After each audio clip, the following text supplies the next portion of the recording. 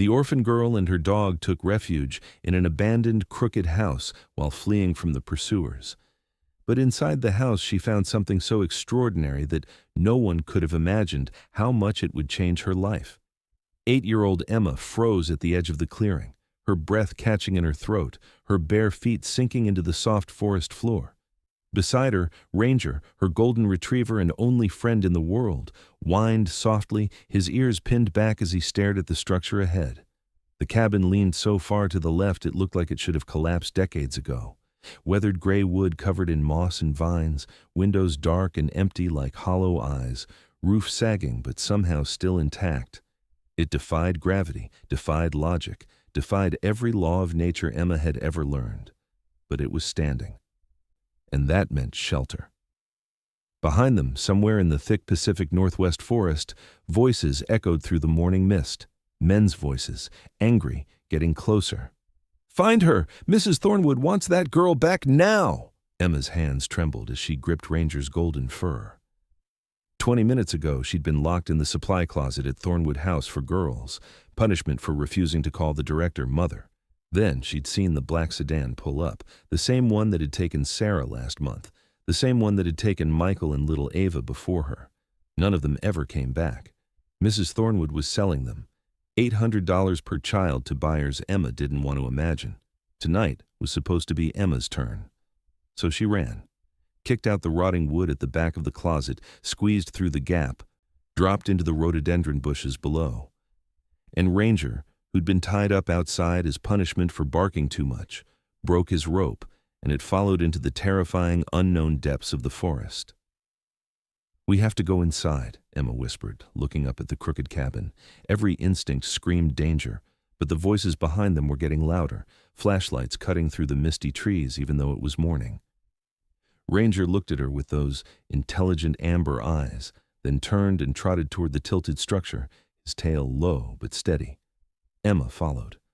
Up close, the cabin looked even stranger. It wasn't just leaning, it was twisted, like giant hands had grabbed opposite corners and rotated them in different directions. The front door hung at a diagonal, the porch steps were completely crooked, and the windows sat at angles that made Emma's head hurt to look at. But there were no holes in the roof, no collapsed walls. Somehow, impossibly, the structure had held together. Ranger sniffed cautiously at the bottom step, then placed one paw on the warped wood. It creaked, but held. The golden retriever looked back at Emma as if to say, "It's safe. I checked." Emma climbed the crooked steps, her bare feet finding purchase on wood that felt solid despite its impossible angle. The door was stuck, swollen with decades of moisture, but when she pushed hard, it scraped open with a sound like a dying animal. They slipped inside, just as the first flashlight beam swept across the clearing behind them. "Check every structure. She can't have gone far," a man's voice barked. Emma and Ranger pressed against the interior wall, both of them barely breathing. The cabin's interior was even more disorienting than the outside. The floor slanted so dramatically that Emma had to brace herself against the wall to keep from sliding. Furniture, what little remained, had been nailed to the floor at odd angles to compensate for the tilt. A table stood with 2 legs shorter than the others. A chair was propped against the wall. Even the door frames were crooked, creating a dizzying funhouse effect. But what made Emma forget about the men searching outside, what made her temporarily forget her fear, was what covered the walls. Maps, dozens of them.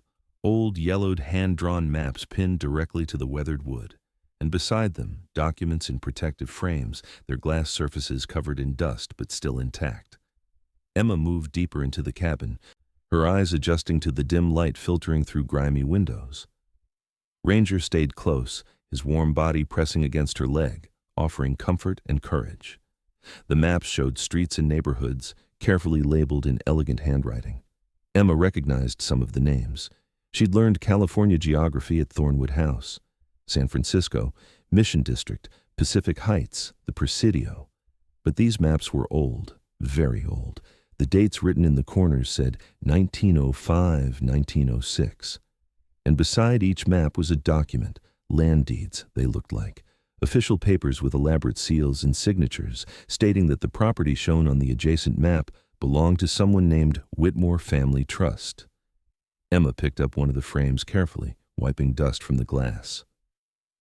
The deed was for 3 city blocks in what the map labeled as Russian Hill. According to the document, the Whitmore family owned the land free and clear, purchased in 1898 for $1,200. The Whitmore family, Emma whispered. The name meant nothing to her. Ranger whined and pawed at something in the corner, a trunk, old and battered, but with a sturdy lock that had long since rusted away. Emma knelt beside it and carefully lifted the lid. Inside were more documents, photographs, letters, and on top of everything, a leather journal with a name embossed in fading gold letters, Catherine Whitmore, 1906. Emma opened the journal with trembling hands. The first entry was dated April 15, 1906, 3 days before the famous San Francisco earthquake that had destroyed much of the city. We received another threatening letter today from Mr. Harrison and his development company. They want our land, the 3 blocks Father purchased when we first arrived from Boston. They're offering a fraction of what it's worth, and when Father refused, they became hostile. Mother is frightened. She wants us to sell and move away, but Father says, this is our home, our future. He won't let greedy men steal what's ours. Emma's heart started pounding. She flipped ahead in the journal, her eyes scanning the elegant handwriting. April 18th, 1906. The earthquake struck this morning at 5:12. The whole world shook like God was tearing it apart. Our house on Powell Street collapsed completely. Mother and Father. The entry stopped mid-sentence. The ink smeared as if water had fallen on it. Or tears. Emma turned the page. April 20th, 1906. They're both gone. The earthquake took them, and the fires took everything else. The city is burning. People are fleeing. Mr. Harrison's men came to me yesterday, said with my parents dead, the property reverts to the city unless I can prove ownership. But all our documents were in Father's office in the house. Everything burned. They're going to steal our land and there's nothing I can do. More pages, more entries. Catherine had fled San Francisco, grief-stricken and alone. Only 18 years old. She'd taken what little she could carry and come here, to the Pacific Northwest, to a cabin that belonged to a distant relative. May 3rd, 1906, the earthquake aftershocks followed me here. Last night a tremor hit while I was sleeping. When I woke, the cabin had tilted, twisted like a toy in a giant's hands, but it didn't fall. It just changed, like the earthquake marked it, branded it as a survivor just like me. I've hidden Father's documents here, the ones I managed to save from the fire. The original deeds, the survey maps, the purchase agreements. Someday, when it's safe, when Harrison and his thieves are gone, I'll return to San Francisco and reclaim what's ours. But for now, I hide. I wait, and I survive. The journal entries continued for months, then years. Catherine never returned to San Francisco. She married a logger, had children, lived her life in the shadow of the crooked cabin, but she never went back for her family's land. The final entry was dated 1952. I'm dying. The doctor says maybe weeks, maybe days. My children think I'm delirious when I talk about San Francisco, about the land, about Father's dream. They don't believe me. They think the earthquake broke more than just buildings. They think it broke my mind too. So the documents will stay here, in the crooked cabin, hidden from the world. If the earthquake couldn't destroy them, if the fire couldn't burn them, then maybe they'll survive me too. Maybe someday, someone will find them. Someone who needs them more than I did. Someone brave enough to fight. Emma sat back on her heels, the journal clutched in her hands, tears streaming down her face. Catherine had died without reclaiming her family's property. The documents had sat here for over 70 years, hidden in a cabin so crooked that no one would think to search it, protected by the very disaster that had stolen everything from their original owner. 3 city blocks in Russian Hill, San Francisco. Emma didn't know much about real estate, but even she knew that San Francisco land was expensive. Incredibly expensive. These documents could be worth, what? Thousands? Millions? Ranger barked suddenly, sharp and urgent. Emma spun around. Through the grimy window, she could see movement. 2 men, both large, both wearing dark clothes, were approaching the cabin. They'd spotted it. "That thing's going to fall over if you breathe on it wrong," one of them said, his voice carrying clearly through the forest quiet. "Still got to check it," the other replied. "Mrs. Thornwood's paying us $300 to bring that kid back. I'm not losing that because I was too lazy to look in a crooked shack." Emma's blood turned to ice. He first looked around the crooked house and then searched for the door. There was no back door, no other exit, just the one entrance, and the men were already climbing the crooked steps. Ranger positioned himself between Emma and the door, his hackles raised, a low growl building in his chest. Emma made a split-second decision. She grabbed Catherine Whitmore's journal and as many documents as she could carry, stuffing them into an old canvas bag she found in the trunk. If these men worked for Mrs. Thornwood, if they caught her, she needed leverage. She needed proof of something bigger than just a runaway orphan. The door creaked open. "Well, well," the first man said, ducking through the crooked door frame. He was huge, with a shaved head and a scar running down his left cheek. "Look what we found. Mrs. Thornwood's little runner." The second man was thinner, but moved with a dangerous, predatory grace. "And she brought her mutt." "How sweet." Ranger's growl deepened, becoming something that sounded less like a dog and more like a wolf. "Easy with the dog," Scar said. "Mrs. Thornwood wants the girl intact. Buyers don't like damaged goods." The words made Emma feel sick, but they also made her angry, furious even. These men saw her as merchandise, as something to be bought and sold, just like Harrison and his developers had tried to do to Catherine Whitmore's family land. History was repeating itself.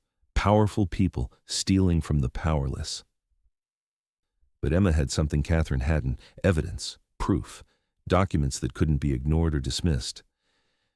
"This place doesn't belong to you," Emma said, her voice small but steady. She held up one of the land deeds, protected in its dusty glass frame. "And neither do I." The men exchanged confused glances. "What are you babbling about, kid?" Thin Man asked. "These are legal documents, land deeds, property rights. They prove that the Whitmore family owns 3 city blocks in San Francisco. They've been hidden here since 1906, and I just found them."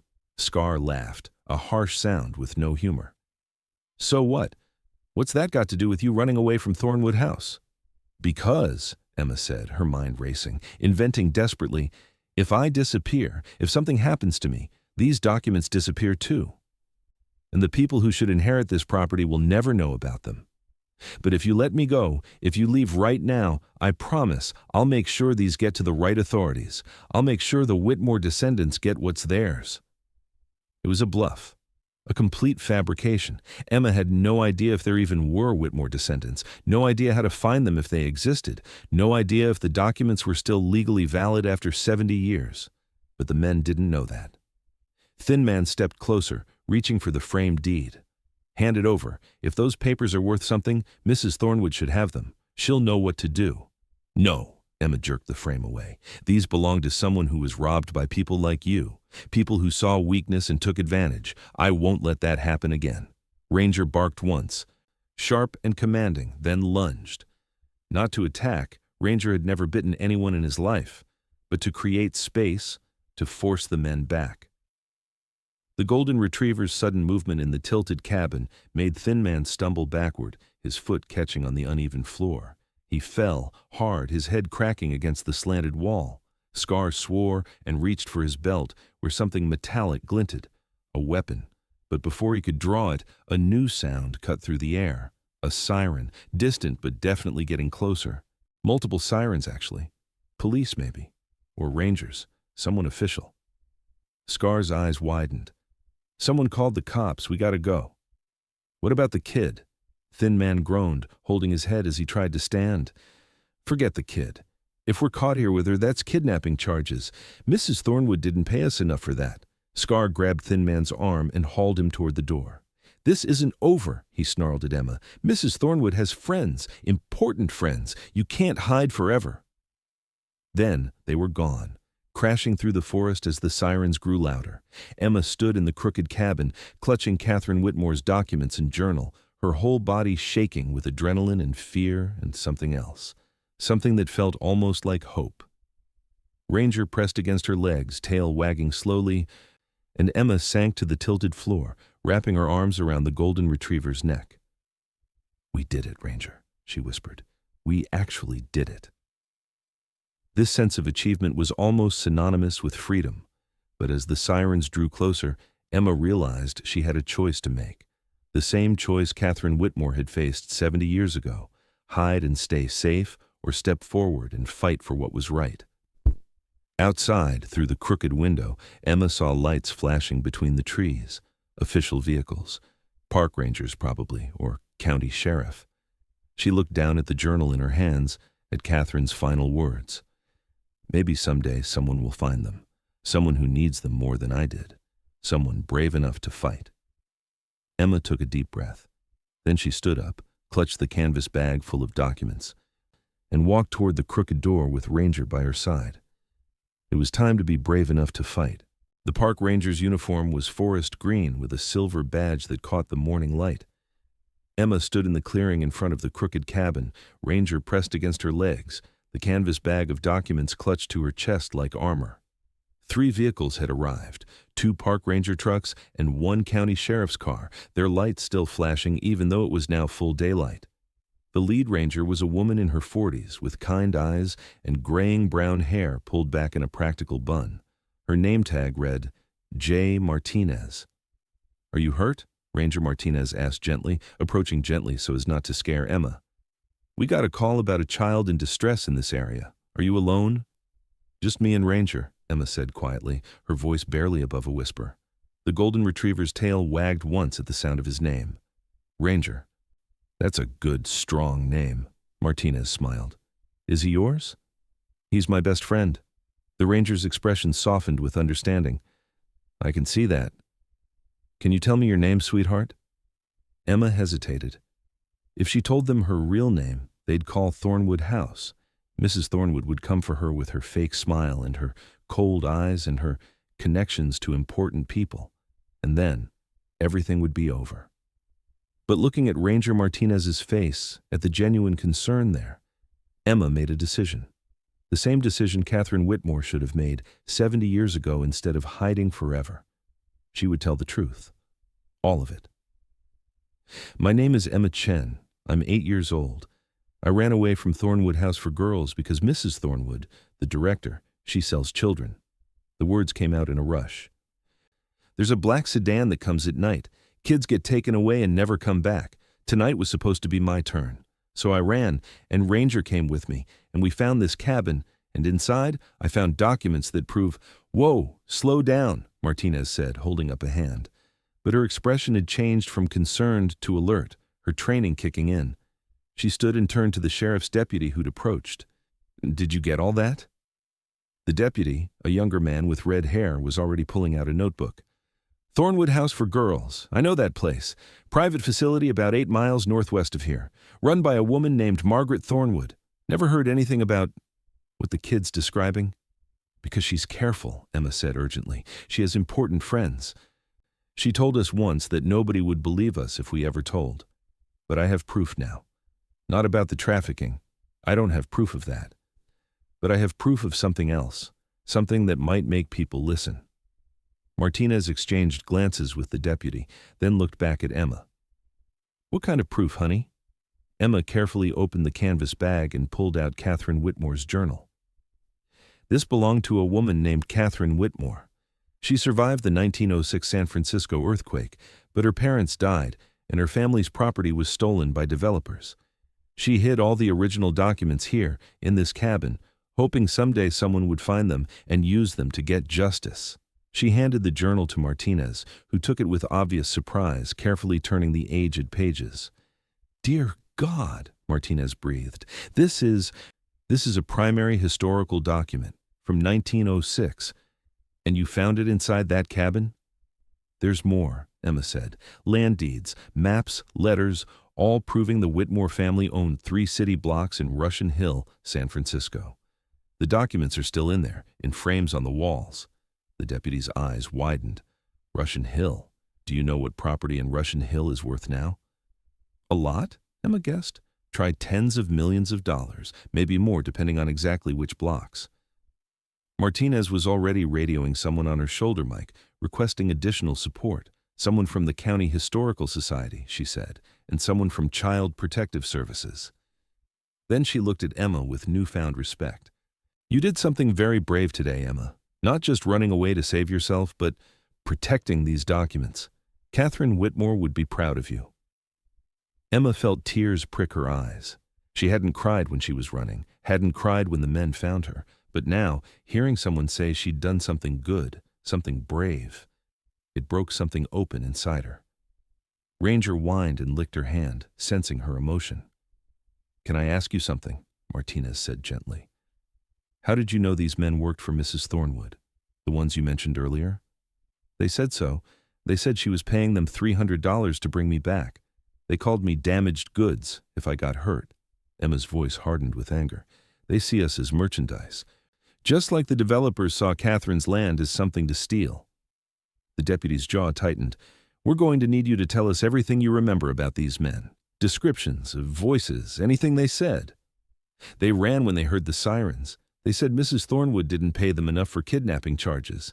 Smart girl, Martinez said. You scared them off by making them think the stakes were too high. That took quick thinking. I learned it from Catherine's journal, Emma admitted.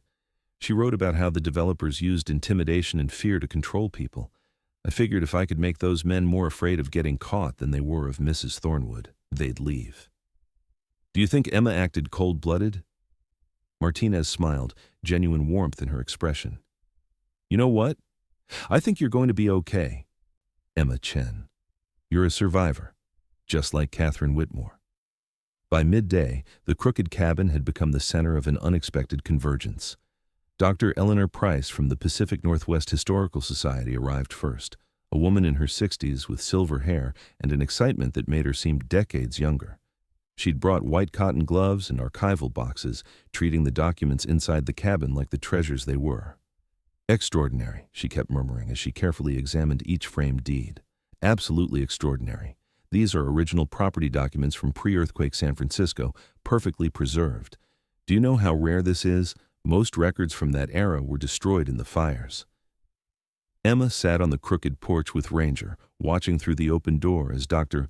Price photographed everything with meticulous care. A woman from Child Protective Services had arrived too, Sandra Kim, patient and kind, who'd given Emma a granola bar and a bottle of water and promised that no matter what, Emma wouldn't be going back to Thornwood House. We take allegations of trafficking very seriously, Sandra had said. There will be an investigation, a thorough one. And in the meantime, you'll be placed in a safe foster home, somewhere Mrs. Thornwood can't reach you. Now, Sandra sat beside Emma on the porch, gently asking questions about life at Thornwood House. How long had Emma been there? 3 years since her grandmother died. Had she seen anything specific about the children who disappeared? Just that they were taken at night, always in the same black sedan, always the ones who had no family to ask questions. Did Mrs. Thornwood ever threaten the children directly? Not directly, but she had ways of making it clear what would happen to troublemakers. Emma answered carefully, honestly, but part of her attention was on Dr. Price inside the cabin. Ranger Martinez, Dr. Price called out. You need to see this. Martinez, who'd been coordinating with the sheriff's department via radio, ducked into the tilted structure. Emma couldn't help herself. She stood and followed, Ranger padding along beside her. Inside, Dr. Price had opened another trunk Emma hadn't noticed in the chaos earlier. This one was larger, hidden under a moth-eaten blanket in the cabin's most severely tilted corner. Look at this, Dr. Price said, carefully lifting out a wooden box. Inside were more documents, but these were different. Legal papers, court filings, letters from lawyers. Catherine Whitmore didn't just hide her family's property deeds, Dr. Price explained, her voice full of wonder. She documented everything, the threats from Harrison Development Company, the attempted bribery, the fraudulent claims filed after the earthquake. She built a complete case for legal action, but she never filed it. Martinez picked up one of the letters, reading aloud. To Miss Catherine Whitmore. Your continued assertions regarding property ownership in San Francisco are without merit. The earthquake and subsequent fires destroyed all evidence of your family's claims. We strongly advise you to cease these false accusations or face legal consequences. Signed, Bernard Harrison, Harrison Development Company, June 1906. Intimidation, Emma said quietly. He was trying to scare her into giving up. And it worked, Dr. Price said sadly. She spent the rest of her life hiding instead of fighting. The trauma of losing her parents, the earthquake, the threats. It was too much. Sandra Kim had joined them in the cabin now, her professional demeanor shifting to something more personal. This woman lost everything in a disaster, was threatened by powerful men, and spent her life afraid. Does that remind anyone else of what Emma just told us about Thornwood House? The adults exchanged meaningful looks. Martinez spoke first. History repeating itself. Powerful people exploiting the vulnerable, counting on fear and isolation to keep victims silent. But Emma didn't stay silent, Dr. Price said, looking at the girl with obvious admiration. And because of that, maybe we can finally give Catherine Whitmore the justice she deserved. How? Emma asked. She's been dead for, 70 years? How can we give her justice now? Dr. Price smiled. By finding her descendants and making sure they get what's rightfully theirs. By proving that even decades later, truth matters and theft has consequences. Dr.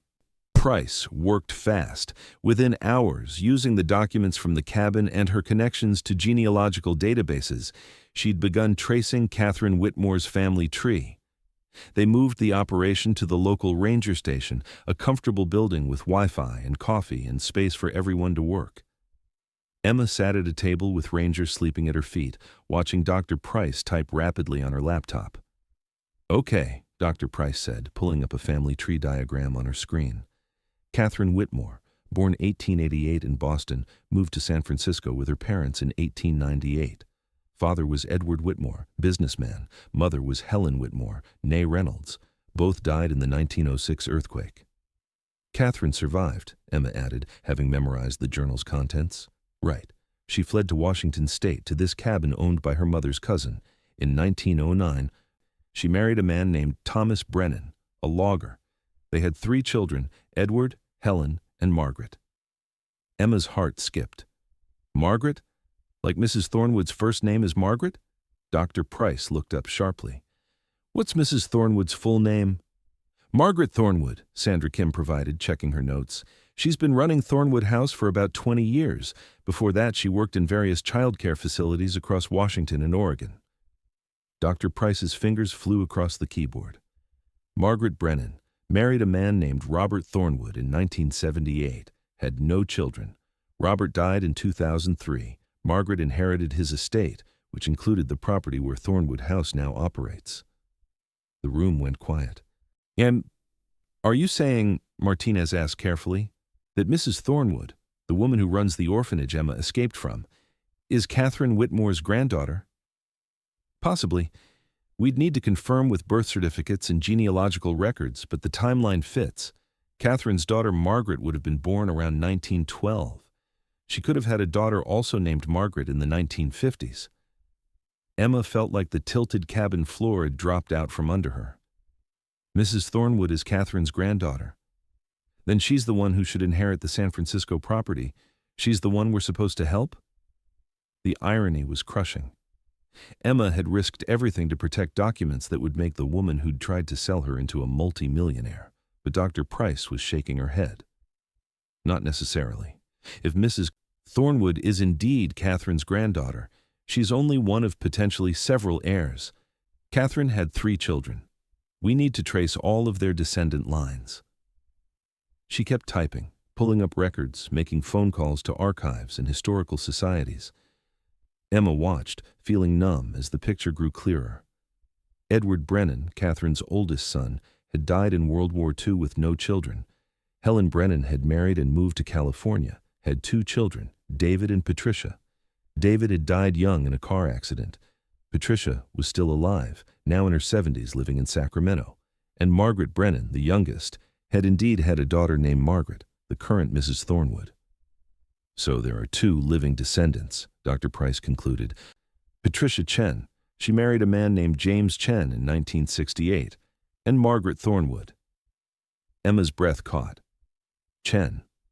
Like my last name? Sandra Kim looked at Emma's file, her eyes widening. Your grandmother's name was Patricia Chen, born 1951, lived in Sacramento until she moved to Seattle in 2018 to be closer to you after your parents died. The room spun. Emma gripped the edge of the table.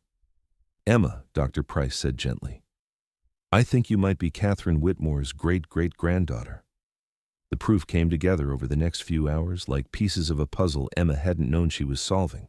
Patricia Chen, Emma's grandmother, had been Patricia Brennan before marriage. Her mother was Helen Brennan, daughter of Catherine Whitmore, which meant Emma's great-great-grandmother was the woman whose journal she'd read, whose documents she'd protected, whose crooked cabin had given her shelter.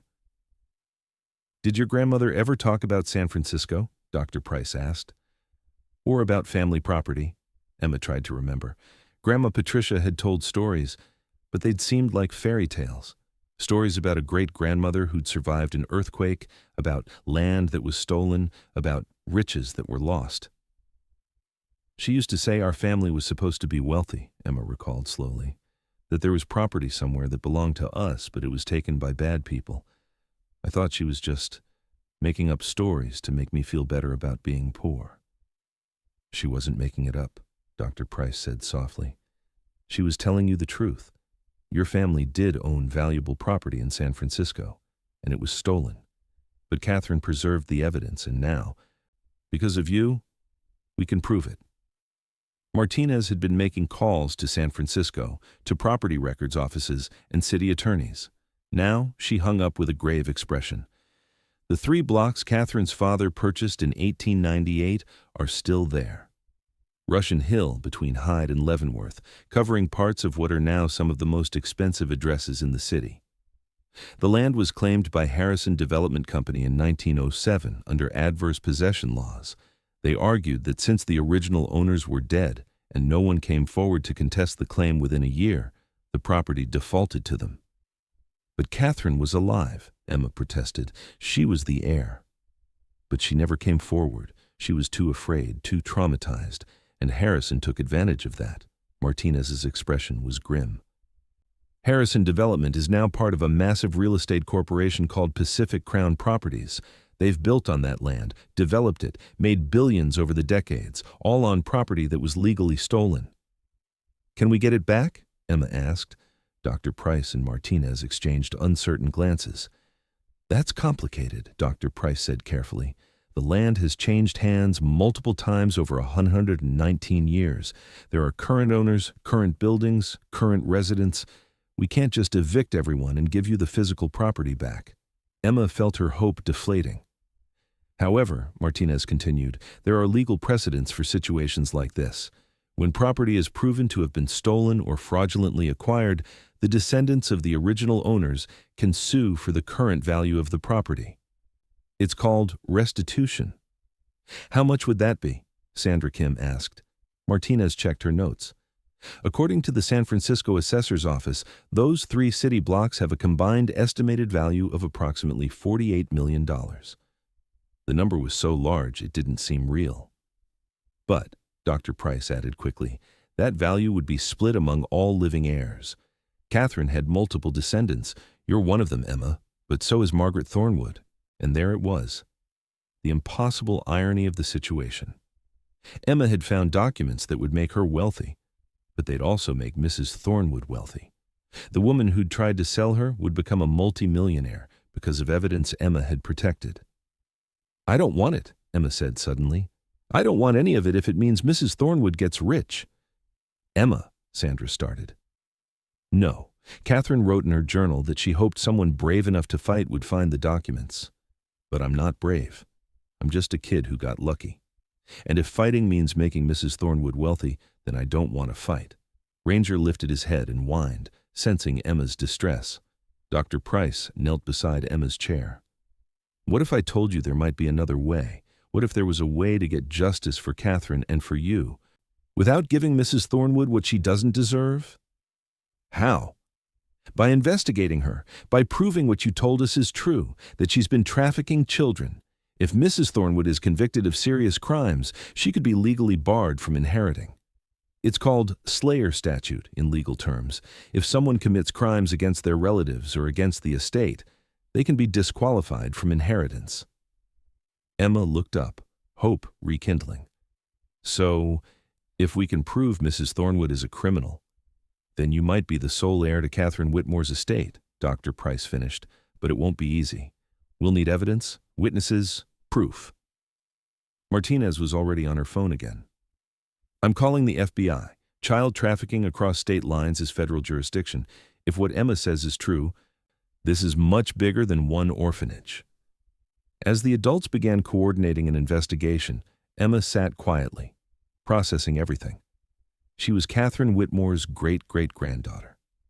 The crooked cabin that had sheltered her had been built by family. The journal she'd read had been written by her own ancestor. And Mrs. Thornwood, the woman who'd terrorized her for 3 years, was also family. A distant cousin, someone who'd known about the Whitmore legacy, who'd probably heard the same stories Emma's grandmother had told, but who'd responded to that history not with justice, but with cruelty. Maybe that's why Mrs. Thornwood had become what she was. Maybe losing the family fortune, growing up knowing they should have been rich but weren't, had twisted something inside her. Or maybe she was just a bad person who saw vulnerable children as opportunities to profit. Either way, Emma made a decision. She would fight. Not for herself, not for money, but for Catherine Whitmore, who deserved better. For her grandmother Patricia, who died still believing the family's stolen property would never be recovered. And for all the children like her, all the Sarahs and Michaels and Avas who disappeared into the night. Catherine had written, "Someone brave enough to fight." Emma would be that someone, even if it meant facing the most powerful person she knew, even if it meant the fight took years, even if she was just 8 years old. "I want to help with the investigation," Emma said, her voice stronger now. "I'll tell you everything I know about Thornwood House, every child who disappeared, every time the black sedan came, everything I saw and heard, whatever it takes to stop her." Martinez smiled. "That's exactly what we need, Emma. You're going to be our star witness." Sandra Kim squeezed Emma's shoulder gently. "And we'll protect you every step of the way. I promise." Emma looked out the window. The forest where he fled this morning to save his life was still there, where Ranger had stayed by her side, where the crooked cabin had offered shelter when she had nowhere else to go. Catherine Whitmore's cabin, her family's cabin, a place that had survived an earthquake, survived decades of neglect, survived being forgotten by the world. It had survived because it was meant to be found, by her, by someone who needed it. And now Emma would make sure it meant something. She reached down and scratched Ranger behind his golden ears. The dog looked up at her with complete trust, complete loyalty. "We're going to be okay," Emma whispered to him. "We found our family, and this time, we're not going to let anyone steal what's ours." The FBI arrived 3 days later. Emma had a lot of questions in her mind during that time. The woman stood in the corner and began examining every detail of the cabin. She saw Emma and took out her badge, saying sharply, "Special Agent Rebecca Torres, FBI." Her eyes were fixed on Emma, staring without blinking. She'd brought a partner, Agent Michael Chen, no relation to Emma, though they'd joked about it, and a child forensic interviewer named Dr. Lisa Park. They set up in a conference room at the county building, away from Thornwood House, away from Mrs. Thornwood's reach. Emma sat across from them with Sandra Kim on one side and Ranger lying at her feet on the other. The golden retriever had barely left her side since their escape, as if he understood that she needed his steady presence. "Emma," Agent Torres began gently, "we've spent the last 72 hours investigating Thornwood House. We've interviewed staff, reviewed financial records, and tracked the vehicle registrations you described. Before we go further, I need you to understand something. This is going to be difficult. You're going to have to remember things you'd probably rather forget. And at some point, you may have to testify in court. Can you do that?" Emma thought of Sarah. She still felt her hair in her hands, soft, warm. Sarah had taught her to whistle. She never managed it. About Michael, who'd shared his dessert with her when she'd been sent to bed without dinner. About little Ava, who'd cried for her mother every night until the night the black sedan came. "I can do it," Emma said. "For them. For the ones who can't speak for themselves anymore." Agent Torres nodded, respect clear in her expression. "Then let's start at the beginning. Tell me about the first time you saw the black sedan." For 2 hours, Emma talked. She described arriving at Thornwood House 3 years ago, after her grandmother died. How Mrs. Thornwood had seemed kind at first, with her warm smile and gentle voice, telling Emma that this would be her new home, her new family. How that had changed within weeks. The strict rules, the punishments for tiny infractions, the way certain children were treated differently, given extra food, better clothes, but also kept separate from the others. Special children, Mrs. Thornwood called them, children with bright futures. And then, one by one, those special children would disappear. Sarah was first, Emma said, her voice steady despite the tears on her cheeks. She was 12, pretty, with blonde hair. Mrs. Thornwood told us she'd been adopted by a wonderful family in California. We had a goodbye party with cake, and Sarah seemed happy. But that night, I heard her crying in her room. I snuck over to ask what was wrong, and she said Mrs. Thornwood had told her the real story. She was going to work for a family, not be adopted by them. She'd have to clean their house, take care of their kids, send money back to Thornwood House. She was scared. Agent Torres leaned forward. "Did you see Sarah leave?" "Late that night. The black sedan came around midnight. I watched from my window. 2 men got out, not the same ones who chased me in the forest, but similar. Big, mean-looking. They put Sarah in the car, and I never saw her again." "Did Sarah go willingly?" Emma shook her head. "She tried to run back inside. One of the men grabbed her and pushed her into the car. I almost screamed, but I was too scared. I thought if I made noise, they'd take me too." Dr. Park, who'd been taking notes, spoke up softly. "You were protecting yourself, Emma. That's not something to be ashamed of." But Emma felt ashamed anyway. She'd watched her friend be taken and done nothing. Agent Chen asked, "How many children disappeared like this? The ones you personally witnessed?" Emma counted on her fingers. Sarah. Then 2 months later, Michael. He was 10. Then James, 9 years old. Then Ava, she was only 6. Then last week, 2 at once, Sophie and Daniel. 6 children in 3 years, Agent Torres said grimly. "Did Mrs. Thornwood always say they were being adopted?" "Sometimes. Other times she said they'd been moved to a different facility, or that family members had claimed them. But we never got to say goodbye properly, except with Sarah. After her, the others just vanished in the middle of the night." "Did any of them ever contact you afterward? Letters, phone calls?" "Never. We weren't allowed phones, and Mrs. Thornwood read all our mail before giving it to us. She said it was to protect us from bad influences." Agent Torres and Agent Chen exchanged glances that Emma was learning to read, the look that said they'd just heard something significant. "Emma, do you remember the exact dates any of these children disappeared?" "Not exact dates. But I remember it was always close to the end of the month. Mrs. Thornwood would get tense around that time, checking her office more often, making lots of phone calls." "The end of the month," Agent Chen muttered, typing on his laptop. "That's when bills are due, payments are made." Agent Torres nodded. "Emma, you've been incredibly brave and incredibly helpful. We're going to take a break now. Dr. Park will stay with you and you can have something to eat. Is there anything you need?" "Can I go outside with Ranger, just for a few minutes?" "Of course." While Emma walked Ranger around the county building grounds, the FBI agents worked. Through the window, Emma could see them on phones, computers, conferring with people who appeared on video screens. Sandra Kim had explained that they were coordinating with FBI field offices across the country, tracking the children who'd disappeared from Thornwood House. When Emma came back inside, Agent Torres's expression had changed. She looked like she'd aged 10 years in the 30 minutes Emma had been gone. "We found them," Torres said quietly. "We found 3 of the 6 children you described, Sarah, Michael, and James." Emma's heart leaped. "They're alive?" "Yes, they're alive. Sarah is in Los Angeles working as a domestic servant for a family who's essentially keeping her prisoner. She's 15 now, hasn't been to school in 3 years. Michael is in Portland, same situation. James is in Phoenix. What about Ava and Sophie and Daniel?" Torres's expression grew darker. "We're still tracking them, but Emma, what you've done by coming forward, you've given us probable cause to execute search warrants on Thornwood House, on Mrs. Thornwood's personal residences, and on her financial records. We're going in tonight. Will you arrest her? If we find evidence of trafficking, fraud, or any other crimes, yes, but we need solid proof. Documents, communications, financial transactions. That's what we're looking for.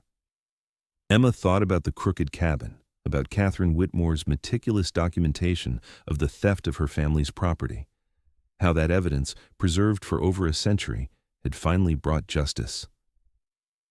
Mrs. Thornwood keeps files, Emma said suddenly, in her office, locked filing cabinets. She told us once that she kept records of everything, that it was important for legal reasons. Maybe the proof is there. Agent Chen was already typing. What kind of files? Do you know? Files on each kid, medical records, intake forms, stuff like that. But she also had a separate cabinet, a big one, always locked. She kept the key on a chain around her neck. She'd go to it late at night sometimes when she thought we were all asleep. I saw her once through her office window. What was she doing? Counting money, actual cash, lots of it.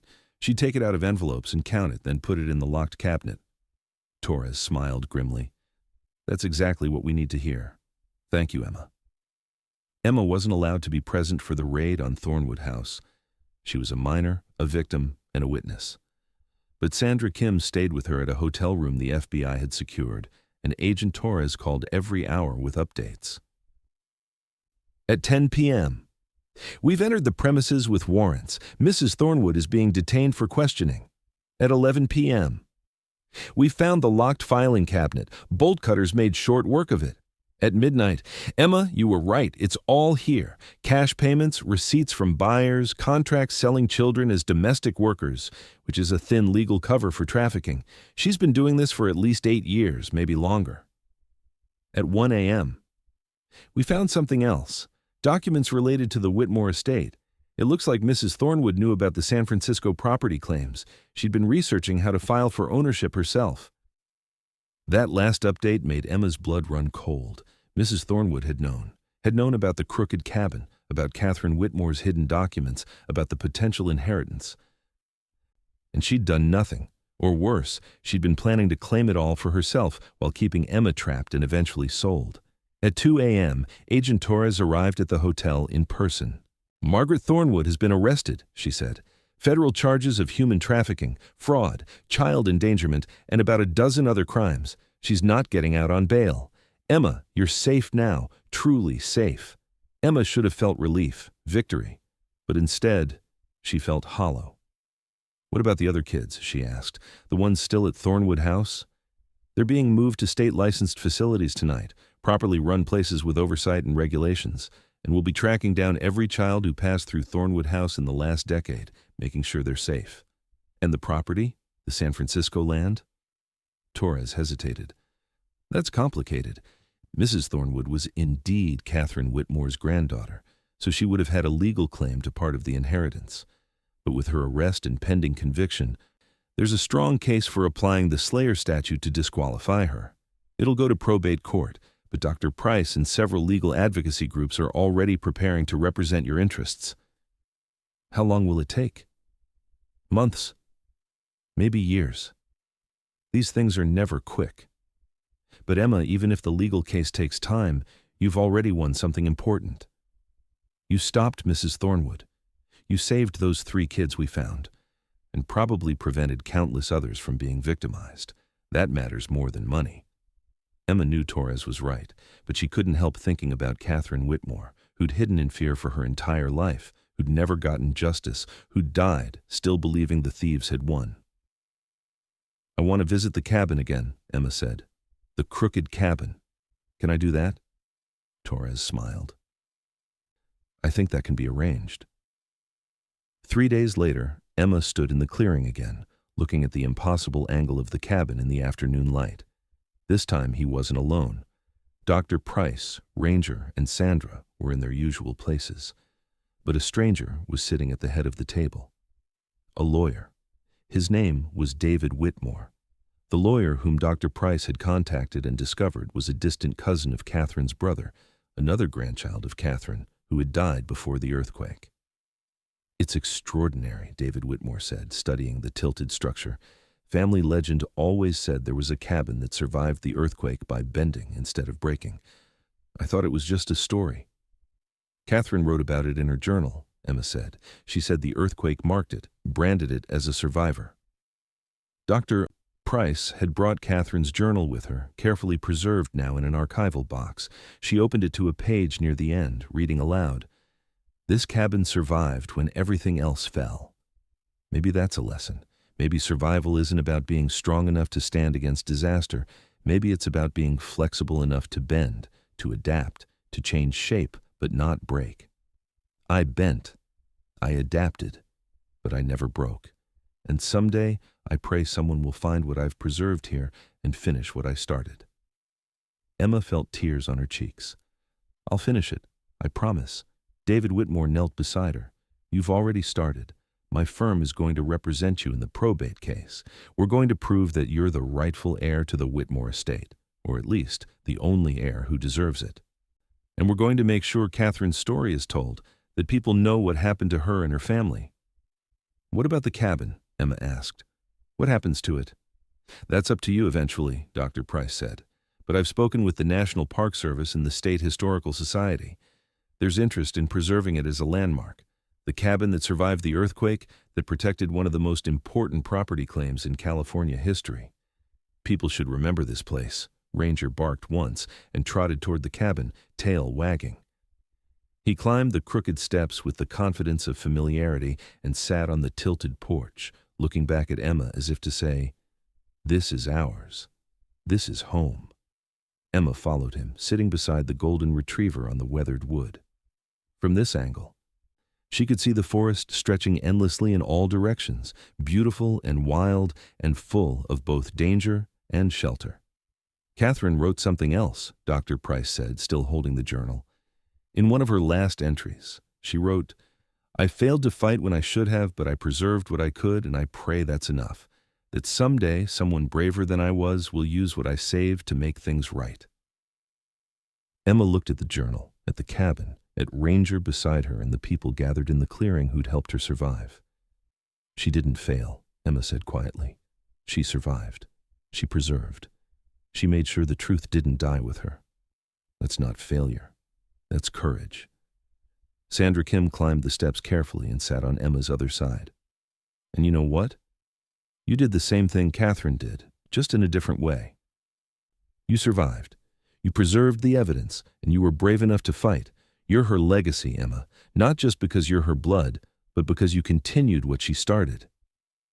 Agent Torres, who'd arrived during the conversation, added, "The U.S. Attorney's Office formally charged Mrs. Thornwood this morning. Based on the evidence we found and the testimony from the recovered victims, she's looking at 25 years minimum. She'll never hurt another child." Emma closed her eyes, letting that sink in. Justice. Real justice. Not just for her, but for Sarah and Michael and all the others. When she opened her eyes, she noticed something she'd missed before. Carved into the porch railing, almost invisible with age and weathering, were initials. CW 1906.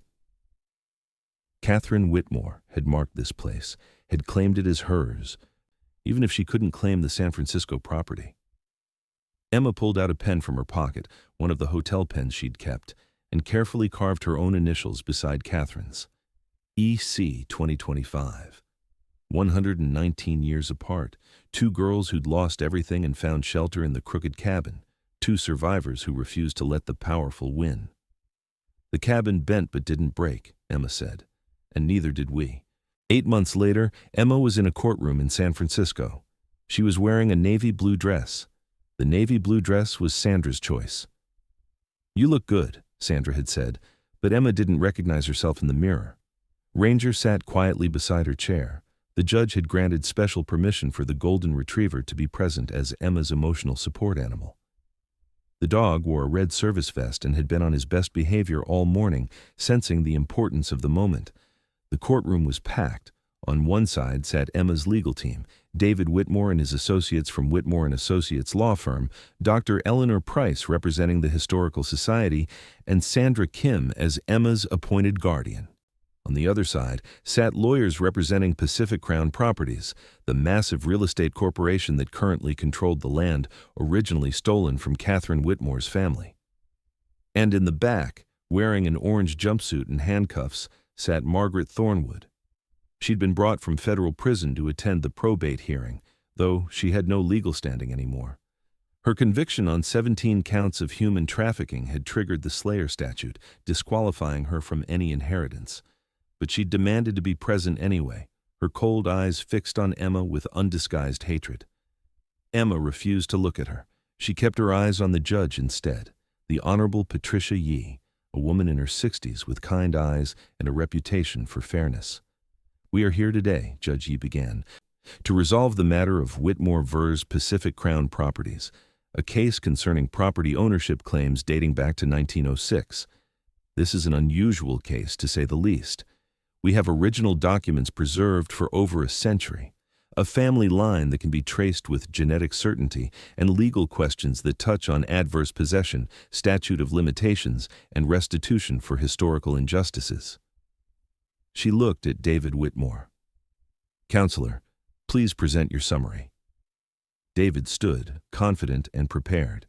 He'd spent months building this case, and Emma had watched him work with admiration and gratitude.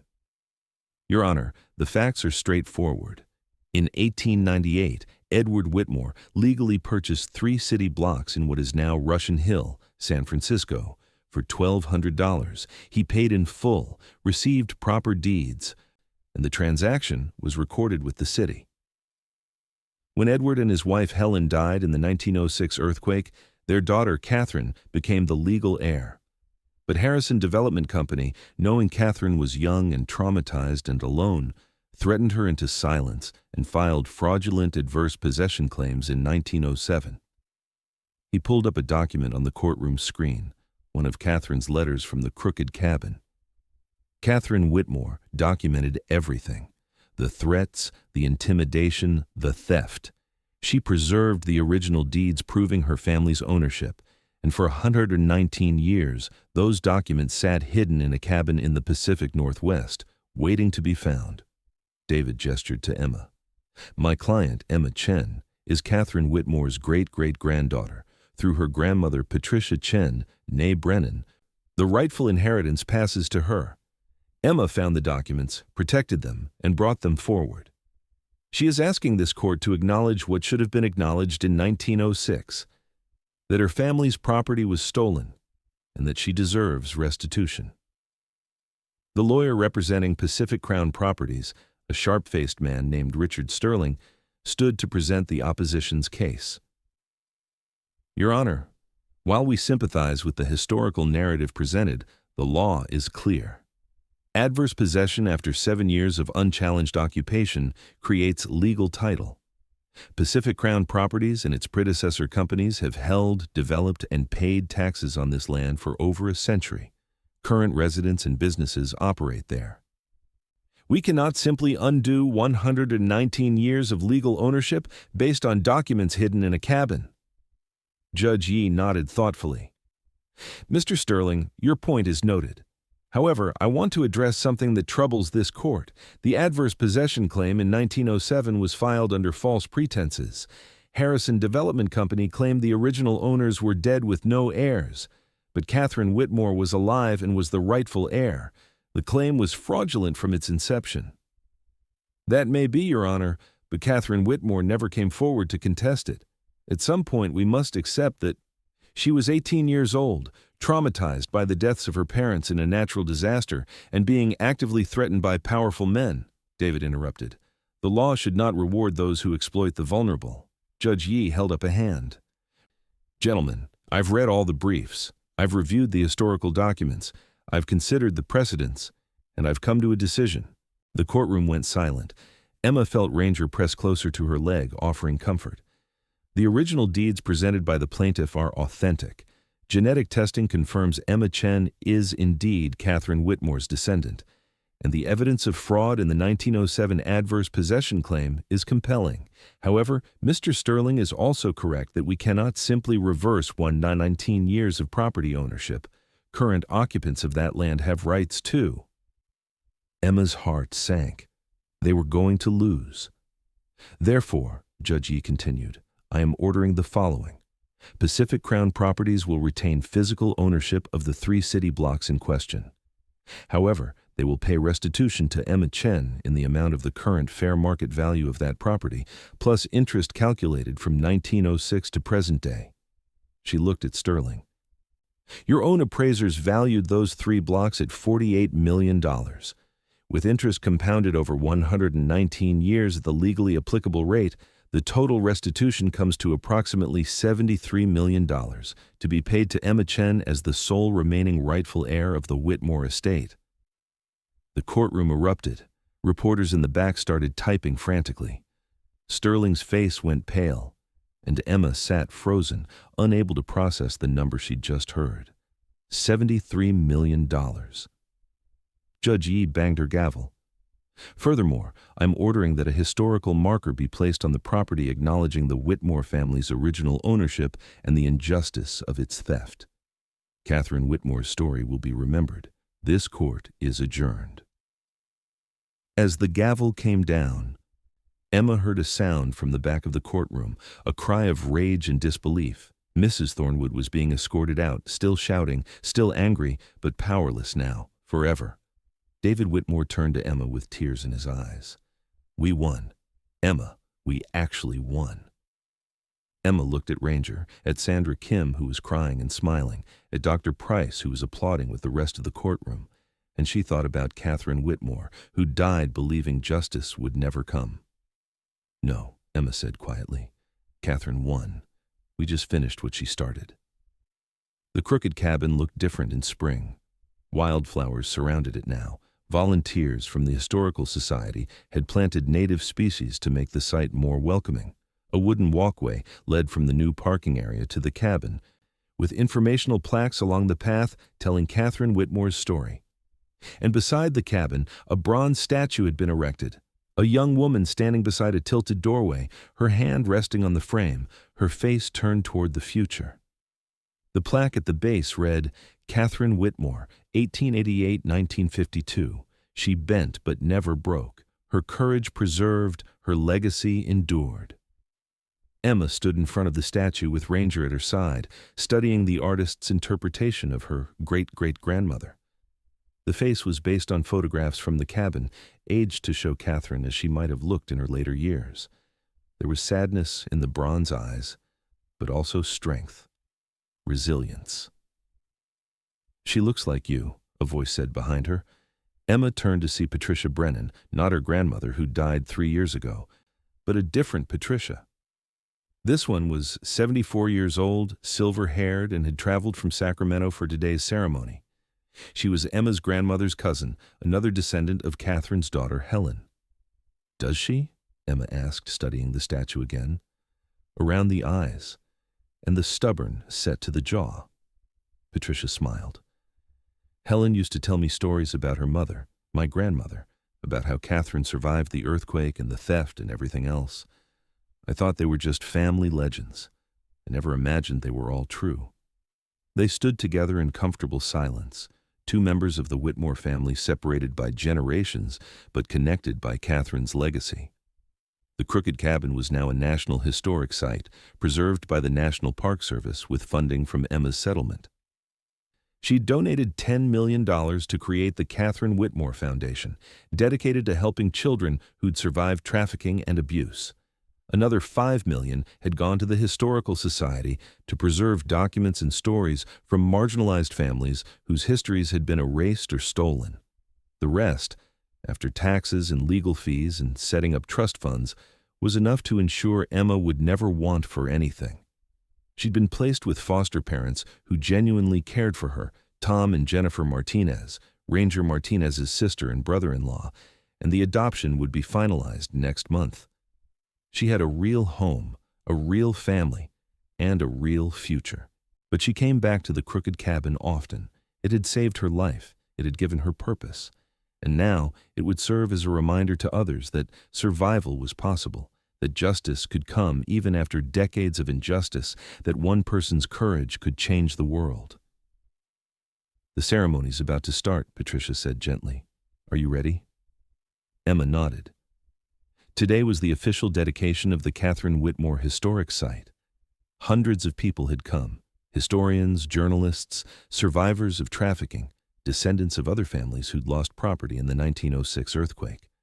They were all gathered in the clearing, waiting for the speeches to begin. Emma walked to the small stage that had been erected for the occasion. Ranger followed, his golden fur gleaming in the spring sunshine.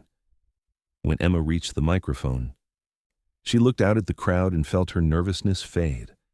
These people weren't here to judge her. They were here to remember Catherine. "My name is Emma Chen," she began, her voice steady. "I'm 9 years old and I'm Catherine Whitmore's great-great-granddaughter. 8 months ago, I ran into this forest because I was scared and alone and had nowhere else to go. I found this cabin, this crooked, impossible, beautiful cabin. And it saved my life." She gestured to the tilted structure behind her.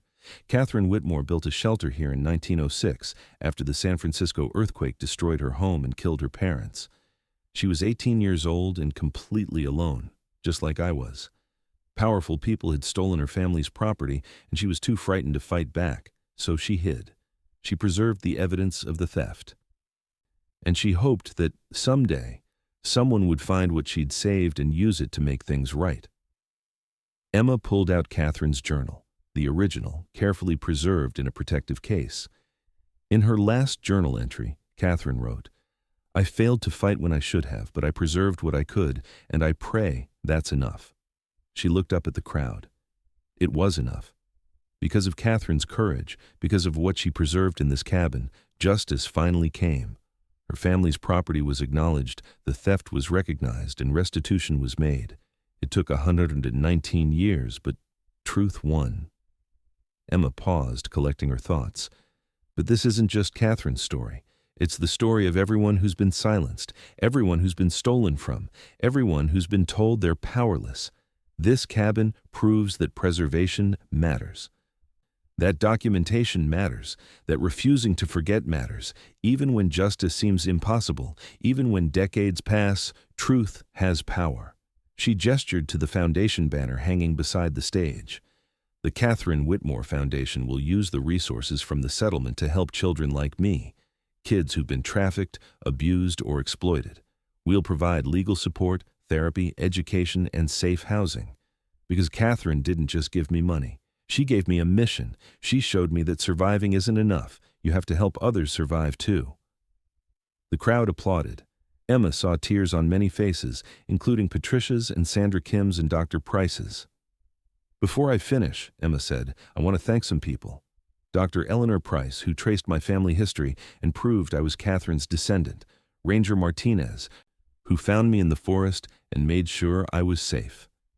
Sandra Kim, who became my guardian and showed me what real kindness looks like. David Whitmore, who fought for justice in court, and Tom and Jennifer Martinez, who are giving me a real home." She knelt down and wrapped her arms around Ranger's neck. The golden retriever leaned into her, patient and loving. "And Ranger, my best friend, who stayed by my side through everything." Standing again, Emma looked at the crooked cabin one more time. Catherine wrote that this cabin survived the earthquake by bending instead of breaking. I think that's a lesson for all of us. Life will try to break you. Disasters will come. Bad people will try to steal what's yours. But if you can bend, if you can adapt, if you can survive and preserve and keep fighting, then eventually, you win. She held up Catherine's journal. "This cabin bent but didn't break. Catherine bent but didn't break. And I bent but didn't break. And now, because of all that bending, all that surviving, all that refusing to give up, justice is here, truth is here, and Catherine Whitmore is finally remembered the way she deserves to be." The applause was thunderous. People stood, many crying, many smiling. Emma saw Mrs. Martinez in the crowd, wiping her eyes, saw Agent Torres, who'd arrested Mrs. Thornwood, nodding with approval, saw Sarah, her friend from Thornwood House, now 15 and living with a good family in Los Angeles who'd traveled here for the ceremony. Emma stepped down from the stage and walked to the statue of Catherine. She placed a hand on the bronze hand, feeling the cool metal warm slightly under her touch. "Thank you," she whispered, "for surviving, for preserving, for making this possible." And in that moment, standing in front of the crooked cabin with Ranger beside her and hundreds of people celebrating Catherine's legacy, Emma felt something she'd never felt before. Complete peace. complete certainty that she was exactly where she was supposed to be. The cabin had saved her. Catherine had guided her. And now she would spend her life making sure others were saved too. The documentary premiered on a cool October evening at the Castro Theater in San Francisco. The Crooked Cabin, a story of survival, justice, and legacy, had been 3 years in the making, filmed by an award-winning director named Maria Santos, who'd heard Emma's story and knew it needed to be told. The film traced Catherine Whitmore's life from the 1906 earthquake through her years hiding in the Pacific Northwest, then jumped forward to Emma's discovery of the documents and the legal battle that followed.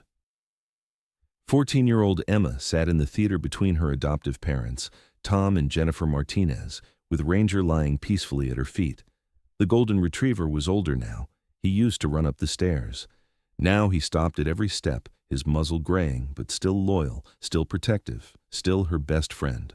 On the screen, aerial footage showed the Crooked Cabin in all its impossible glory, tilted and twisted, but standing strong. Then, the camera moved inside, showing the walls covered with Catherine's maps and deeds, showing the trunk where Emma had found the journal. Emma's own voice narrated, "When I found this cabin, I was running for my life. I didn't know it was my great-great-grandmother's refuge. I didn't know it held the key to justice that had been delayed for over a century. I just knew I needed shelter. And this crooked, beautiful, impossible place gave me exactly that." The documentary showed interviews with Dr. Price explaining the historical context, with David Whitmore describing the legal battle, with Agent Torres discussing the trafficking investigation that had freed 17 children from Mrs. Thornwood's operation. And it showed Catherine's journal entries, read aloud by an actress whose voice trembled with emotion. "I bend, but I do not break. I survive. And someday, someone will find what I've saved here and finish what I started." When the film ended, the theater erupted in applause. Emma stood for the Q&A session, fielding questions about the Foundation's work, about the rescued children, about her own life now. "What happened to the other children from Thornwood House?" someone asked. "All 17 have been placed in safe homes," Emma answered, "some with relatives, some with foster families like mine. The Catherine Whitmore Foundation provides ongoing support, therapy, education assistance, legal advocacy. We stay in touch. We're a family now, connected by what we survived." "And Mrs. Thornwood?" "She's serving a 30-year sentence in federal prison. She won't be eligible for parole for at least 20 years. She can't hurt anyone anymore." What advice would you give to other young people facing impossible situations? Emma thought about that carefully. Document everything. Tell someone, even if you're scared. And remember that impossible situations don't last forever. Catherine survived the earthquake. I survived Thornwood House. You can survive too. And when you do, use that survival to help others. That's how we break the cycle. After the screening, Emma stood in the lobby signing DVDs of the documentary, all proceeds going to the foundation. A woman approached, probably in her 60s, with tears streaming down her face. "My mother was at Thornwood House," the woman said, "in the 1990s, before your time. She was taken, sold to a family that abused her for years. She escaped eventually, but the trauma never left her. She died 2 years ago, never getting justice. But because of you, because of what you did, Mrs. Thornwood is in prison. You gave my mother justice posthumously. Thank you." Emma hugged the woman, both of them crying. These moments happened often now. People whose lives had been touched by trafficking, by theft, by injustice, who saw in Catherine's story and Emma's story a reflection of their own pain and a promise of hope. Later that night, Emma stood on the roof deck of the building where the premiere party was being held. Below her, San Francisco sparkled with lights. Somewhere out there, in Russian Hill, were the 3 city blocks that had once belonged to her family. A historical marker stood there now, telling Catherine's story to anyone who stopped to read it. Ranger joined her on the deck, his golden fur ruffled by the evening breeze. Emma scratched behind his ears, and the dog leaned into her hand with contentment. "We did it, boy," Emma whispered. "We finished what Catherine started." Her phone buzzed, a text from Sarah, her friend from Thornwood House who was now 18 and in college studying social work. Watched the documentary, cried the whole time. Catherine would be so proud of you. We all are. Another text from Michael, now 15 and thriving in Portland. That scene where you carved your initials next to Catherine's? Perfect. That's legacy. Emma looked at the city lights and thought about legacy. Catherine had left her documents, her journal, her story. Emma was leaving a foundation, a documentary, a movement to help trafficked children. Both legacies mattered. Both changed lives. The crooked cabin still stood in the Pacific Northwest forest, visited by thousands every year. School groups came to learn about the 1906 earthquake and property rights and the importance of preserving history. Survivors of trauma came to see proof that survival was possible, that justice could come, that bent things didn't have to stay broken forever. And Emma, once a terrified 8-year-old running barefoot through the forest, now stood on a San Francisco rooftop as a foundation director, a documentary subject, a survivor who'd become a fighter. She pulled out her wallet and removed the photo she always kept there, the picture of Catherine Whitmore standing in front of the crooked cabin in 1906, young and determined and alone. "I finished it," Emma said to the photo. "Your property was acknowledged. Your story was told. Your legacy is alive. You didn't fail, Catherine. You succeeded. It just took longer than you expected." The wind picked up, rustling through the city, carrying with it the scent of the ocean and the promise of tomorrow. Emma put the photo away and headed back inside to her family, to her life, to the future Catherine had made possible. The cabin had bent, but not broken. Catherine had bent, but not broken. Emma had bent, but not broken. And now, together across time, they'd built something that would never break at all, a legacy of courage, truth, and the absolute certainty that justice, no matter how long delayed, would eventually come to those brave enough to fight for it.